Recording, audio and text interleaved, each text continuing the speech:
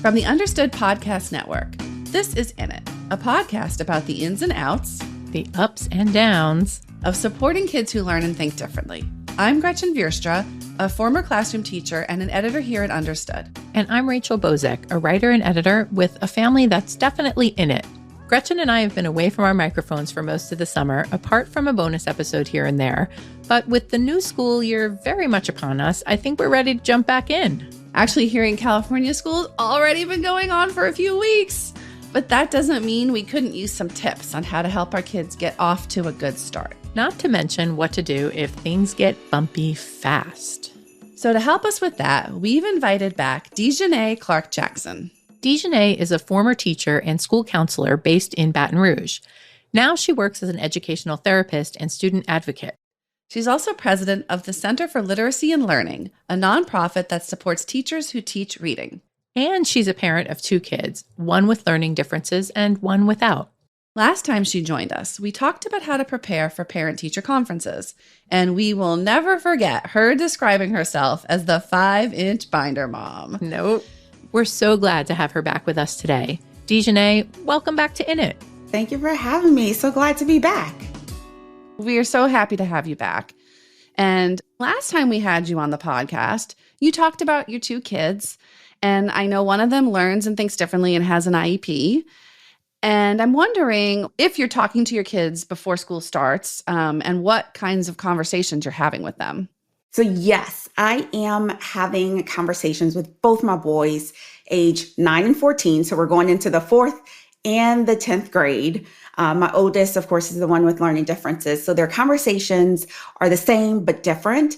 And so we actually started having those conversations at the end of last school year. So we don't reserve those conversations for just the start of this upcoming school year, mostly because my boys really try to avoid knowing that school is starting. So I really want to capture their attention when they're in this mindset of like being open to having those conversations about what the next school year looks like. What did this last school year look like? And my conversations with my 9-year-old look a lot different than my 14-year-old because his conversations are, a lot around like social norms and expectations and, our friendships in the social media realm and navigating teenagerhood. Yeah, I'm so glad to hear you brought up like social things. I'm wondering, especially with your older child, do you kind of reflect on last year in terms of academics and then set academic goals for the following year? Talk a little bit about that. Yeah, so we set academic goals for both kids. Mm-hmm. One thing about goal setting, though, our expectation is that both kids do their best. And it varies per subject. So we lean into the strengths. And if I know that science is your jam and you're good at it, then we set the expectation to match your ability. And if it's an A and we know you can perform at an A, then we set that expectation at an A. And if math is your challenge and we know you struggle through it and you show up every day to try your best and be your best, and if your best in math is a C on your best day, then a C is what we, high five you for. I really like that leaning into strengths and challenges because sometimes it can be easy for us to say, well, you got an A in science, so that means you can definitely get an A in math too, right? And then that can feel really defeating for your kid because maybe they can't get an A in math too. Right. And this is coming from an educator. So when I tell my friends this, they're like, oh my God, I can't believe like you don't want to breed this like Harvard, right. Like even with my youngest who performs really well academically. And at the end of the day, I just want to create human beings that are wonderful, law-abiding citizens that are helpful, that have good hearts, and who are proud of themselves because they showed up every day and did their best. And so sometimes you just need to lean into those strengths and then really appreciating and celebrating the strengths that are non-academic, right? Yes. So having and appreciating the fact that your student may not excel. They may be an straight C student, but they're an extremely talented artist, or they can play an instrument really well, or they excel in sports. And that's the thing that keeps them going. That's the thing that helps them show up to math class every day that they hate. But they're doing it because the goal that you set is, for them in order to get to that area of strength and to continue in that, you sort of tied in, we're going to make sure that we maintain our C average in all these subjects in order to support your love of art or go to this art showcase this year, and so you just want to make sure it all marries together. Yeah. Well, I'm going to switch gears a minute and get to a kind of more nuts and bolts question. A lot of times for many kids, the new school year also comes with like new organization methods. Maybe it's like a new folder, or maybe they've gone to like the dollar store and gotten some caddies to organize things in. And it's going to be great. I'm going to be so organized with my pens here and this here. And then perhaps after a month or two, all this flash of new caddies and whatnot starts to fall apart. Do you have any strategies for this of how to set like organization kind of goals that will actually work and won't break the bank too? Yeah, this honestly, a very transparent moment as a parent. This has been one that we've struggled with. We had a laundry list of things that didn't work. We've tried binders and dividers and labeled folders and journals and agendas. And I think that's sort of where you begin. You try, and if it doesn't work, you try a different way. And you just keep trying something until it works. And we've, for a number of years, lived for a checklist. I mean, checklists got us through everything from waking up in the morning to tying our shoes, brushing our teeth, taking our medicine, getting out the door. If we did not have a checklist, it did not get done. And that's one thing that we realized. Our kiddo was a minimalist. So the more things we gave him, the more frazzled he would be in trying to remember how to use those systems, right? So that's why we sort of came to the conclusion of, this is why a checklist was so easy, because it was simple. And so now we function with one notebook. We don't even have the fancy notebook with the divided sections, because we try that, like math, science, social studies, everybody's getting written in one section. We do one folder and pray to God that all the papers get into the folder. Sometimes they're crumpled up at the bottom of the book bag, most times. But they're there. Yeah, but they're there. And then his computer and his phone are the most valuable assets for us, because his phone, the Notes app, and of course I'm talking about the oldest kid with the learning challenges, the phone, his Notes app is a running record of God knows what, but it gets there. And then his computer, because his teachers and the communication and everything is on that computer.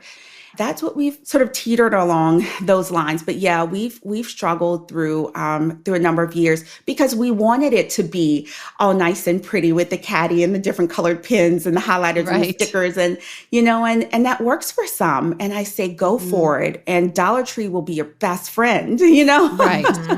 But for some, less is more.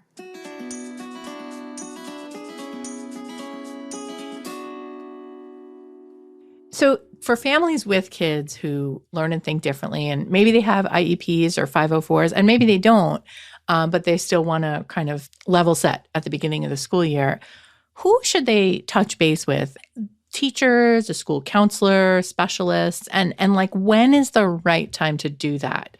Should they wait for their parent-teacher conference, or, how much time should they give for a conversation to happen that's just kind of like, hey, just want to touch base? Yeah, so I want to preface my answer by saying, if there were categories of parents who have sort of been in this space of students with learning differences, I would probably be categorized as the crusader parent, right? I've been in this fight for a long time. I am probably the one that's on the horse with the shield, with the sword in the air, leading the cavalry behind me. And so I have to say that, right? Because it depends on where you are in this journey. So I say that because my answer is everyone. Who you should touch base with is everyone at the start of the school year. Elementary looks much different than high school. Those everyone's look a little different on each campus. But I also say that I use the sort of target or dartboard model when I work with the everyone, sort of model. I look at those who are closest or have the most touch points to my kiddo. So I may start with his classroom teacher. And of course, elementary, you'll know it's probably just, one teacher and maybe the school counselor. That's your core. But if your kiddo has an IEP, then of course the core is the IEP teacher of record.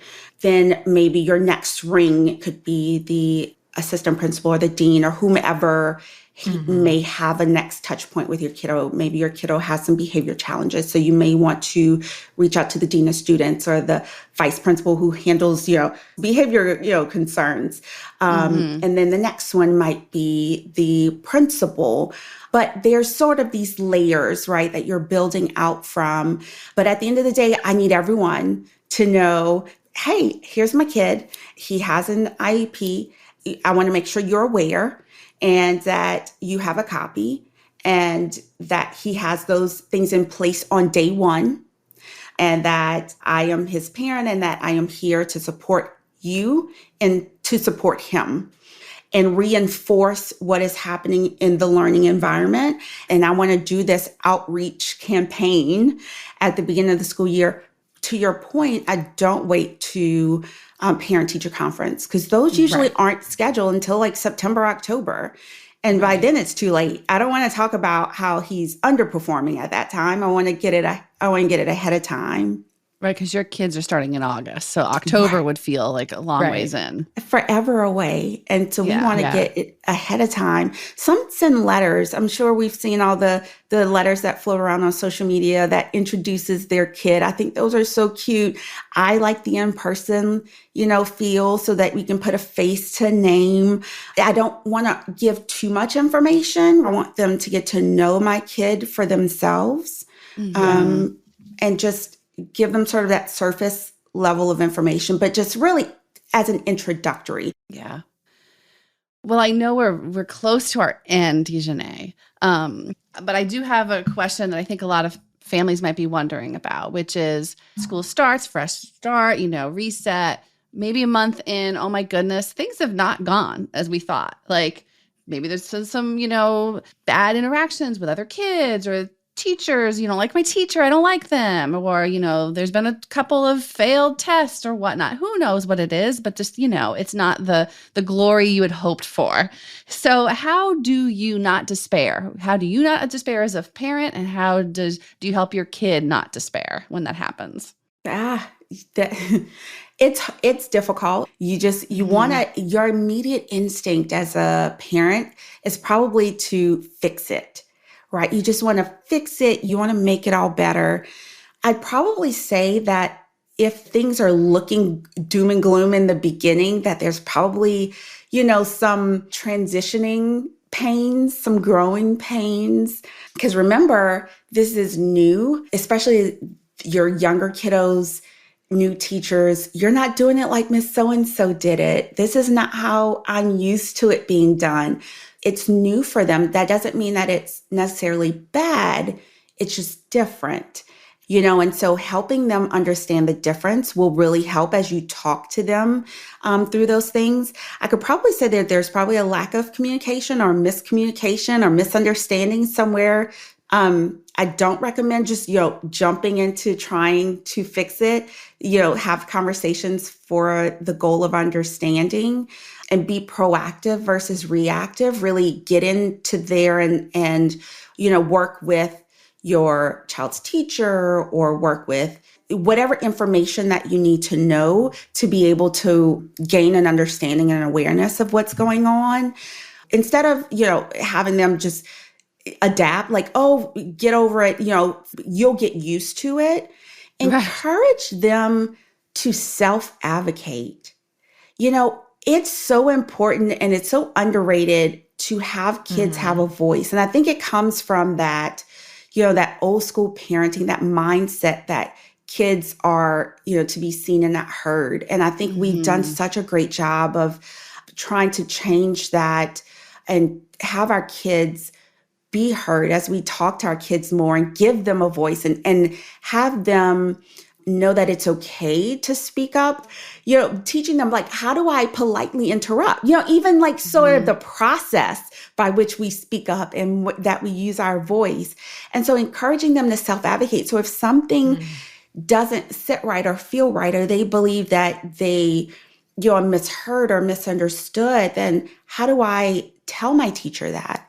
So even just giving them permission to have dialogue with their teachers that they want just a better understanding. I think that's a great place to start. Yeah. And the teachers appreciate that. Yeah. And they should. And if they don't, then that's a different conversation we can have. Well, that is all so helpful. But I have one more question. Any other advice you have for parents and caregivers, or maybe even for teachers and support staff as we get settled into the new school year? Give grace. Our kids are trying. And if they're not trying, find out why.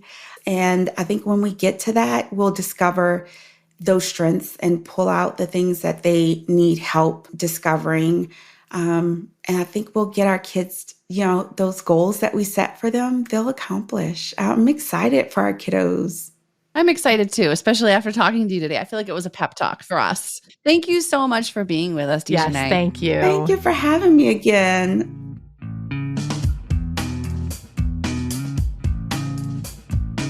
You've been listening to In It from the Understood Podcast Network. This show is for you, so we want to make sure you're getting what you need. Email us at init@understood.org to share your thoughts. We love hearing from you. If you want to learn more about the topics we covered today, check out the show notes for this episode. We include more resources as well as links to anything we mentioned in the episode.